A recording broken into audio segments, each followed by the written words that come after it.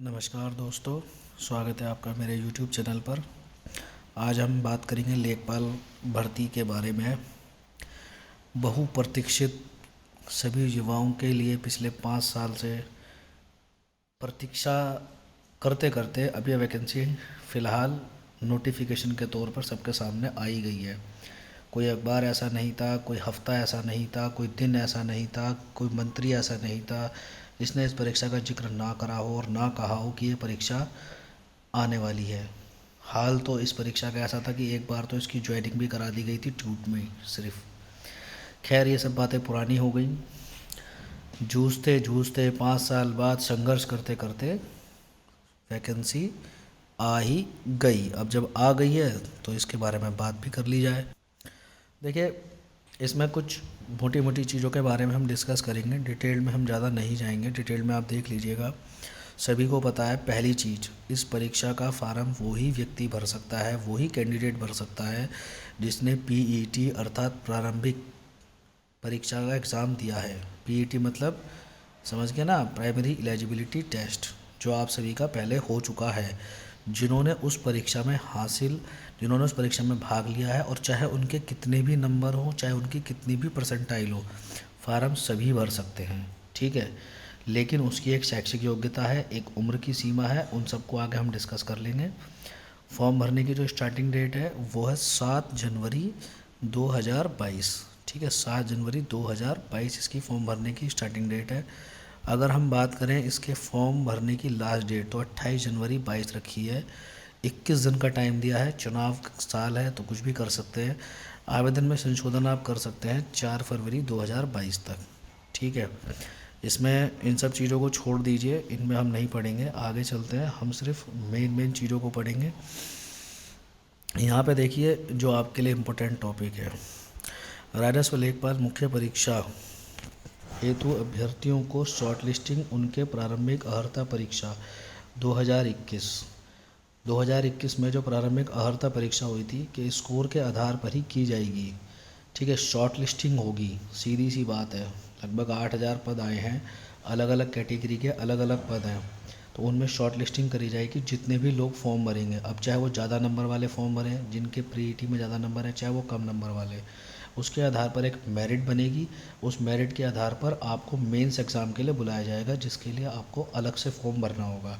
मतलब इस फॉर्म के बाद एक फॉर्म और भरना होगा सिर्फ उन लोगों को जिन लोगों का नंबर एग्ज़ाम देने के लिए आएगा लेखपाल का, ठीक है। आधार पर ही की जाएगी।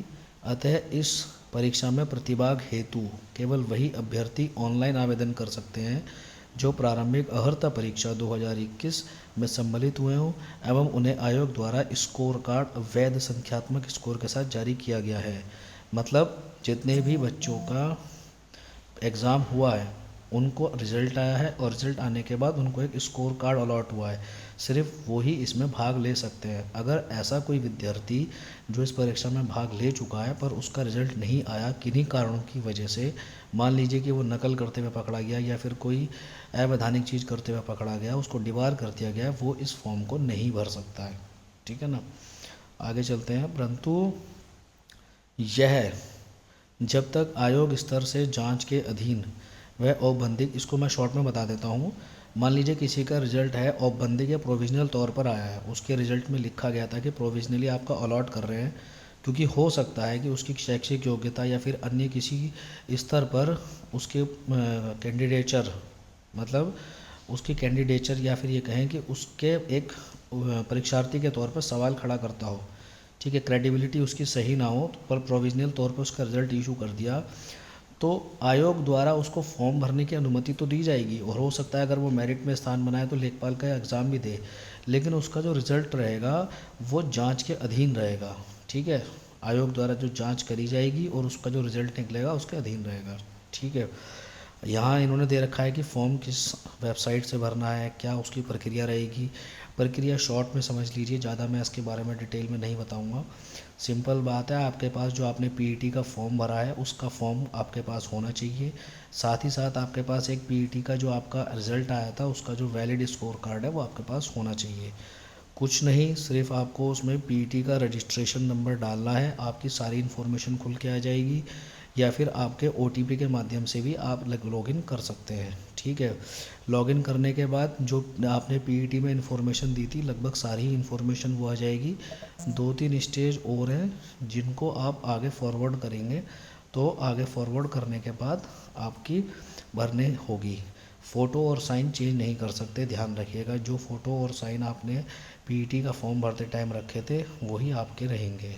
ठीक है, बाकी आगे चलते हैं। इसमें आगे लिखा है, इसको छोड़िए, इसमें कोई मतलब नहीं। आवेदन शुल्क 25 रुपये रखा गया है। कोई भी कैटेगरी हो, किसी भी प्रकार की श्रेणी का व्यक्ति हो, सभी के लिए 25 रुपये कैटेगरी का फॉर्म रखा गया है। ठीक है, फॉर्म की जो फ़ीस है वो ऑनलाइन ऑफलाइन दोनों माध्यम से आप जमा कर सकते हैं। SBI के ई-चालान से ऑफलाइन, वैसे तो अब सभी लोग ऑनलाइन करते हैं। यहाँ देखिए जो मेन चीज़ है, मुख्य परीक्षा हेतु परीक्षा फीस जो है, शुल्क का भुगतान केवल मुख्य परीक्षा हेतु शॉर्टलिस्ट किए गए अभ्यर्थियों द्वारा ही अलग से किया जाना होगा। मुख्य परीक्षा हेतु शॉर्टलिस्ट किए गए अभ्यर्थियों द्वारा मुख्य परीक्षा हेतु परीक्षा फीस शुल्क, जैसा कि आयोग शासन द्वारा निर्धारित किया जाए, का भुगतान मुख्य परीक्षा का प्रवेश पत्र डाउनलोड करने से पूर्व किया जाएगा। इसको सिंपल बात में समझिए, जो बच्चे शॉर्टलिस्ट करे जाएंगे मुख्य परीक्षा अर्थात लेखपाल की परीक्षा में देने के लिए जब मेरिट बनेगी, उनको एक अलग से फॉर्म भरना पड़ेगा। उस फॉर्म की फ़ीस उनको अलग से देनी पड़ेगी, जो कि शासन द्वारा निर्धारित होगी या आयोग द्वारा। ठीक है, और ये फ़ीस जो है उनको जो भरनी पड़ेगी, या फिर कहे जो फॉर्म उनको अलग से भरना होगा, वो ठीक एडमिट कार्ड आने से कुछ दिन पहले भरवाया जाएगा। जब एडमिट कार्ड आएगा सेपरेट, क्योंकि उन लोगों का ऐसा एडमिट कार्ड आ जाएगा जो इसके लिए शॉर्टलिस्ट करे जाएंगे। फॉर्म का प्रिंट आउट लेके रख लीजिए, ये सब बातें आप पहले से ही जानते हैं। आवेदन पत्र में संशोधन के लिए समय मिला है 4 फरवरी तक का। इसमें आप कुछ भी अपना संशोधन कर सकते हैं सिवाय अपनी फ़ोटो वगैरह के। ठीक है, पदों की संख्या देख लेते हैं। ग्रेड पे आपका 5200, 20,200 है। ग्रेड वेतन 2000, मतलब एक अमूमन सैलरी किसी की इसमें बनती है 22,000 के लगभग इन हैंड सैलरी, सब कुछ काट पीट के मान के चलिए। जनरल के लिए 3,271 वैकेंसी है, 1,690 SC के लिए हैं, ST के लिए 152, OBC के लिए 2,174, EWS के लिए 798, कुल 8,085 पद हैं, जिनमें स्थायी और अस्थायी दोनों प्रकार के हैं। आगे चलते हैं, इसमें देख लेते हैं। इसको सब छोड़ दीजिए, कौन क्या है इस बारे में बताया गया है, ये सब फालतू की चीज़ है। हॉरिजॉन्टल रिजर्वेशन की बात करी गई है, मतलब फ्रीडम फाइटर के लिए 149 पद हैं। ठीक है, विकलांग व्यक्तियों के लिए अलग अलग प्रकार के अलग अलग दे रखे हैं। महिलाओं के लिए 1604 पद रिजर्व हैं। आगे चलते हैं। देखिए, इसमें साफ एक बात यहाँ ये कही जाती है, रिजर्वेशन सिर्फ उन कैटेगरी के लोगों को मिलेगा जो उत्तर प्रदेश के मूल निवासी हैं, अर्थात उनके पास डोमिसाइल सर्टिफिकेट है। अगर कोई व्यक्ति आवेदन कर रहा है और वो किसी भी श्रेणी में अपने आप को क्लेम करता है कि मुझे रिजर्वेशन चाहिए, तो उसके पास उत्तर प्रदेश का डोमिसाइल सर्टिफिकेट होना बहुत ज़रूरी है। लेकिन यहाँ एक बहुत गलत चीज़ हमको ये लगती है कि फॉर्म हमारे यूपी में से कोई भी निकलता है तो उसको पूरे इंडिया के अंदर कोई भी भर सकता है, जबकि अदर स्टेट में फॉर्म निकलता है तो वो कुछ ना कुछ इस तरह के प्रतिबंध लगा देते हैं कि सिर्फ सिर्फ उन्हीं के स्टेट का फॉर्म भर सकता है। अभी रिसेंटली एक वैकेंसी निकली है उत्तराखंड में, जो कि है पुलिस कांस्टेबल की। ठीक है, उन्होंने एक मतलब बाउंडेशन लगा रखी है उसमें एक, कि जिन लोगों ने 10th और 12th उत्तराखंड बोर्ड से, जिन लोगों ने उत्तराखंड बोर्ड से 10th और 12th करी होगी, सिर्फ वही लोग इस फॉर्म को भर सकते हैं। ठीक है, 10th और 12th जिन्होंने उत्तराखंड बोर्ड से करी है, सिर्फ वही लोग फॉर्म भर सकते हैं। बहुत गलत चीज़ मुझको ये लगी कि सिर्फ 10th-12th जो उत्तराखंड से करेंगे वही फॉर्म भरेंगे। बताइए, अब जो लोग बाहर से अगर अप्लाई करना चाहते हैं दूसरे स्टेट से, वो नहीं कर सकते, तो ये बहुत गलत बात है। हमारे स्टेट को भी ऐसा ही करना चाहिए। हमारे यहाँ इतनी वैकेंसी निकलती है जिसको बाहर के लोग जो है अप्लाई करके ऑक्यूपाई कर लेते हैं, और हमारे यहाँ के बहुत सारे बच्चे बेरोज़गार रह जाते हैं। ये बहुत गलत है, इसके लिए भी हमको आवाज़ उठानी चाहिए। ठीक है, आगे देखिए, इसमें यह है कि रिक्तियों की संख्या घट बढ़ सकती है। ये समझ लीजिए कि जब तक मेरिट बनेगी, मेरिट बनने से पहले अगर और अध्याचन आ जाते हैं, मतलब वैकेंसी की और सूचना आ जाती है कि हाँ भाई इन पदों को और बढ़ा लो, तो उसके सापेक्ष वो बढ़ा सकते हैं। मोस्टली घटते नहीं है, बढ़ते ही हैं। शैक्षिक योग्यता बहुत ज़रूरी है, इसको देख लेनी चाहिए। फॉर्म भरने से पहले। अभ्यर्थी को माध्यमिक शिक्षा परिषद उत्तर प्रदेश की इंटरमीडिएट परीक्षा या सरकार द्वारा इसके समकक्ष मान्यता प्राप्त कोई अन्य परीक्षा उत्तीर्ण होना आवश्यक है। मतलब सिंपल सी बात, 12th पास आप होने चाहिए। और 12th पास कहाँ तक होने चाहिए? जो फॉर्म भरने की लास्ट डेट है उस लास्ट डेट से पहले आपका रिजल्ट आ चुका हो, आपकी मार्कशीट आ चुकी हो, और उस मार्कशीट पर लास्ट डेट से पहले की कोई डेट ज़रूर लिखी हो, तभी आप इस फॉर्म को भर सकते हैं। तो कहने का मतलब ये भी है, दूसरे शब्दों में, अगर कोई विद्यार्थी इस समय 12वीं की परीक्षा दे रहा है और उसका रिजल्ट नहीं आया या रिजल्ट आने वाला है, तो वो इस फॉर्म को ना भरे, क्योंकि जब वो डॉक्यूमेंट वेरिफिकेशन होगा, अगर उसका सिलेक्शन हो भी गया तो उसको बाहर कर दिया जाएगा। ठीक है। अधिमानी अर्हता, कुछ लोगों को अधिमानी अर्हता दी जाती है कि प्रादेशिक सेना में न्यूनतम 2 वर्ष की अवधि तक की सेवा हो। मतलब सेना में उसने अगर न्यूनतम 2 वर्ष की सेवा अवधि करी, राष्ट्रीय कैडेट कोर का भी प्रमाण पत्र प्राप्त किया हो, तो इनको कुछ अधिमान दिया जाता है। आयु सीमा 18 से 40 साल तक की है। जिन लोगों को SC ST OBC को जो रिजर्वेशन के अनुसार जो भी छूट मिलती है उसका यहाँ पर वर्णन दे रखा है, आप देख लीजिएगा। अमूमन 40 साल के बाद तो फॉर्म बहुत ही कम पड़ते हैं, कोई भी व्यक्ति, वैसे ही पहले ही इसमें 40 साल उम्र है। ठीक है। चयन का आधार सिर्फ लिखित परीक्षा है, इंटरव्यू कोई नहीं है, सिंपल बात। इसके बाद पहले ही PET हो चुका है, अब ये मेन पेपर है, इसके बाद सिर्फ DV होगा। DV के बाद आपको आपकी वैकेंसी के तहत जॉब लग जाएगी। परीक्षा योजना पहले ही डिक्लेयर कर चुके थे कि परीक्षा योजना क्या है, फिर भी एक बार देख लीजिए कि परीक्षा योजना में इन्होंने क्या क्या निर्धारित करा हुआ है। सामान्य हिंदी, ठीक है। सामान्य हिंदी में क्या है, 25 क्वेश्चन आएंगे, 25 ही नंबर के होंगे।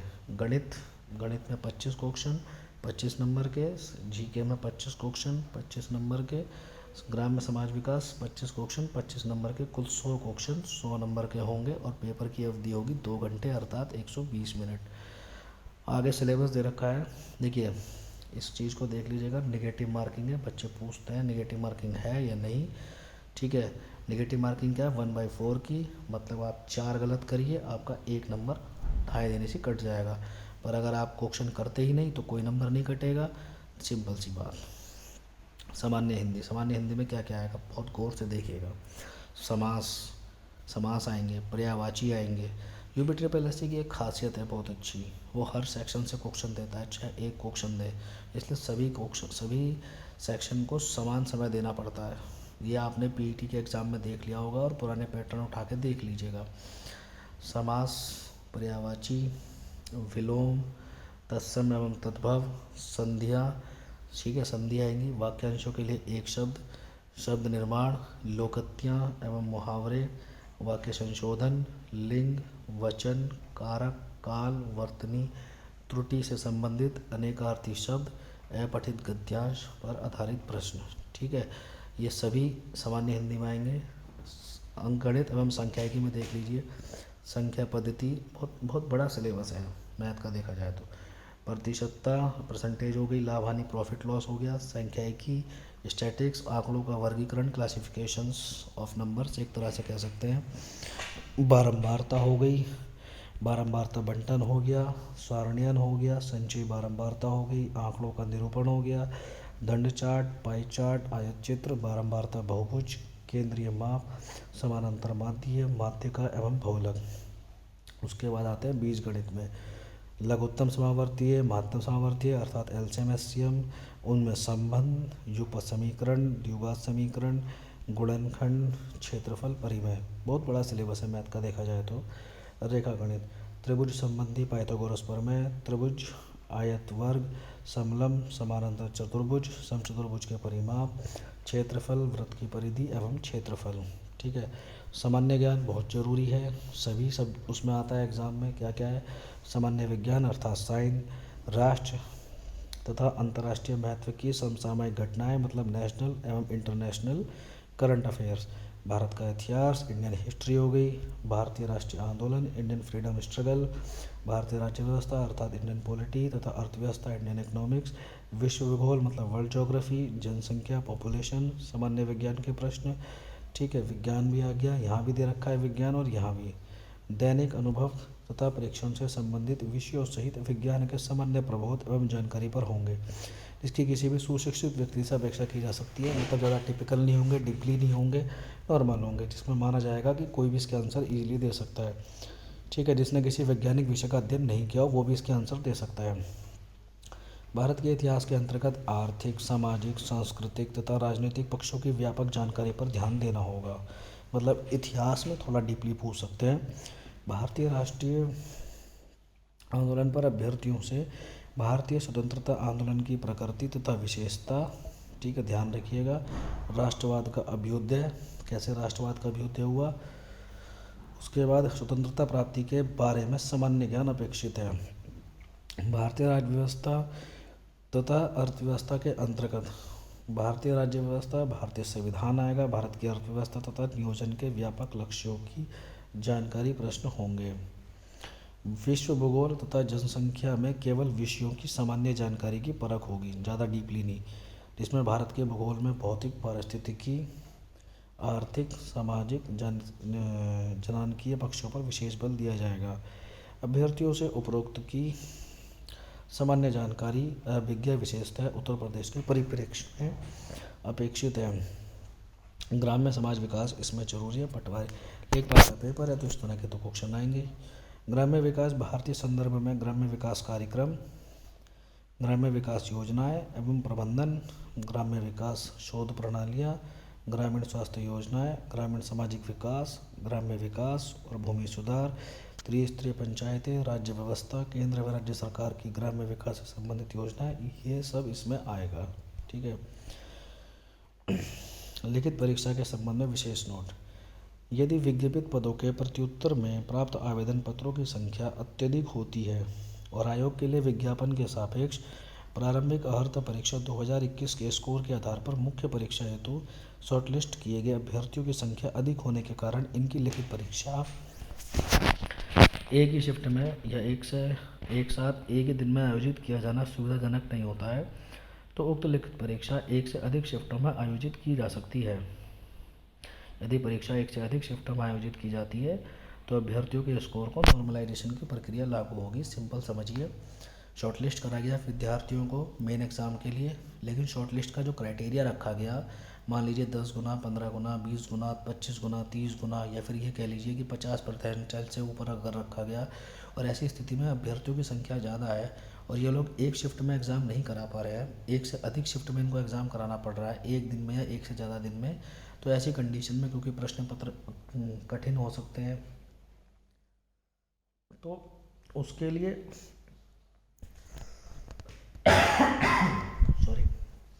सॉरी उसके लिए नॉर्मलाइजेशन की प्रक्रिया लागू रहेगी। ठीक है, इस चीज़ का ध्यान रखिएगा। नॉर्मलाइजेशन उसमें ये लोग करेंगे, नॉर्मलाइजेशन करेंगे क्योंकि एक से अधिक शिफ्ट में होने पेपर होने पर पेपर के कठिन या आसान होने की संभावना बनी रहती है। यहाँ अभ्यर्थियों के लिए कुछ महत्वपूर्ण अनुदेश हैं, इनको पढ़ लीजिएगा। ऐसा इसमें कुछ खास होता नहीं है, फिर भी कुछ लोग इस मामले में फंस जाते हैं, तो थोड़ा इन सब चीज़ों का ध्यान रखिएगा। पूरे नोटिफिकेशन को पढ़ने के बाद एक चीज़ हमने ध्यान दिया कि एक तो इन्होंने ये नहीं बताया कि नंबर ऑफ कैंडिडेट्स कितने होंगे, कितने बच्चों को बुलाया जाएगा, ये इन्होंने क्लियर नहीं करा। अब अगर ये लोग गुना के हिसाब से बुलाते हैं तो कम से कम मान के चलिए कि 18 गुना तो बुलाएंगे, इससे कम तो ये बुलाएंगे नहीं, ध्यान रखिएगा। अब आ जाओ 18 गुना से अलग चीज़ पे, चुनावी साल है, तो जब चुनावी साल है तो हो सकता है बच्चों को अधिक से अधिक खुश करने के लिए ये कह सकते हैं कि 50% से ऊपर जिसके भी नंबर है, 50% नंबर नहीं, 50% सबको बुला लिया जाए पेपर देने के लिए, इसकी संभावना भी पूरी है। तो इसलिए सभी बच्चे निराश ना हो, जिनके नंबर अगर कम भी हैं तैयारी करते रहें, फॉर्म को भरें। इसमें आगे हम मेरिट के बारे में एक स्पेशल डिस्कशन करेंगे तर्कों के साथ। और मेरा अनुरोध है ऐसे अभ्यर्थियों से जिन्होंने पीईटी दिया है, अगर उनके मार्क्स ज़्यादा हैं 80%, 85%, 90%, 95%, 95%, और वो किसी ऐसी जॉब में हैं, अगर वो किसी ऐसी जॉब में हैं जो जॉब इस ग्रेड पे से ज़्यादा की है, तो कृपया इस फॉर्म को ना भरें, क्योंकि आप पहले ही रोज़गार में हैं और ये वैकेंसी सबसे निचले स्तर की वैकेंसी है। लेखपाल का पद पावरफुल होता है, लेकिन सैलरी के हिसाब से देखा जाए तो 2000 ग्रेड पे की है, इससे नीचे 1900 ग्रेड पे ही आता है, बस और कोई नहीं होता, आप भी जानते हैं। तो इसलिए कृपया वो बच्चे जिनके सैलरी पहले ही ज़्यादा है, जैसे मान लीजिए कोई बैंक में क्लर्क है 3-4 साल से, बैंक में पीओ है, या फिर पहले ही वो जूनियर असिस्टेंट है 2-3 साल से, टीचर बना हुआ है, ठीक है, कोई कहीं और जॉब कर रहा है, तो वो इसलिए फॉर्म ना भरे कि सिर्फ उसको एग्ज़ाम देने जाना है, क्योंकि आपको तो एग्ज़ाम देने जाने के लिए शौक़ के लिए आप फॉर्म भर देंगे, लेकिन वो अभ्यर्थी जिसके नंबर कम है, आपकी वजह से वो एग्ज़ाम देने से वंचित रह जाएगा। तो कृपया इस चीज़ का विशेष ध्यान रखें। लगभग 17-18 लोगों ने फॉर्म भरा था, उनमें से मेरा मानना है कि 4-5 लाख लोग ऐसे भी हैं जो पहले से ही किसी न किसी अच्छी जॉब में काम कर रहे होंगे। अगर ऐसे लोग फॉर्म भरना छोड़ दें, फॉर्म को ना भरेंगे, तो यकीन मानिए कि इसमें जिन लोगों के 70 परसेंटाइल है ना, उनका भी नंबर आ जाएगा। तो थोड़ा इस चीज़ का ध्यान रखिएगा। और सभी को अगर वीडियो अच्छा लगा है तो कृपया इसे लाइक करिए, इसको शेयर करिए और चैनल को सब्सक्राइब करिए, क्योंकि आगे मैं और भी आपके लिए अच्छी अच्छी इन्फॉर्मेशन लाने वाला हूँ, और बिल्कुल क्रेडिबिलिटी वाली। ठीक है, धन्यवाद।